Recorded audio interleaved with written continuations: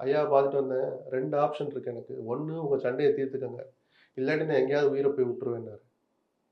ஒரு துக்ககரமான வார்த்தை அது. ம். வேதனை கலந்த வார்த்தை அது. அதுதான் அவ்ளோ பெரிய வார்த்தை தேவையா? ஏன்னா அவ்வளவு வேதனை அனுபவிக்கிறாங்க. ஜி.கே. மணி ஒரு அடையாளம் தான். நான் வன்னியர்கள்னு பொதுவா சொன்னேன். இல்ல ஒருத்தருமே அவ்ளோ அந்த வேதனை அழுத்தம் எனக்கு இருக்குன்னு சொல்றாங்கல்ல சார். எந்த வகையில அந்த அழுத்தம் வருதுன்னு நினைக்கிறீங்க? எந்த அழுத்தம்? ஜி.கே. மணி பேசும்போது அதான் சார் சொல்றேன். எனக்கு அவ்ளோ அழுத்தம் இருக்கு. அழுத்தம்னா மன அழுத்தத்த தான் ஓகே. சொல்றாரு. என்ன கட்சிக்காரன் என்ன தலைவர் நீங்கலாம் வேடிக்கை பாருங்க. டாக்டருக்கு சொல்லக்கூடாதா? அன்புமணிய கூப்பிட்டு சொல்லக்கூடாதுன்னு அந்த அழுத்தத்த அவர் சொல்றாரு. ஓகே. அவரே ஒரு வன்னியர். எப்படிலாம் இந்த கட்சிய வளர்த்திருப்பாருன்னு அவருக்கு தான் தெரியும். அவருக்கும் தெரியும்.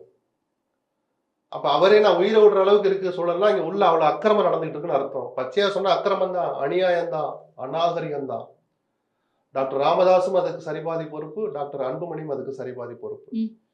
நடந்தது நடந்து போச்சு. இனிமேலாவது எவ்வளவு சீக்கிரம் முடியுமோ உட்கார்ந்து பேசி சுமூகமா போகணுன்றதுதான் என்னுடைய ஒரு வேண்டுகோள் ஒரு பத்திரிகையாளர். ஆனா எந்த இயக்கமும் பிளவுபடுறதை எந்த காலமும் நான் ரசிச்சதில்ல.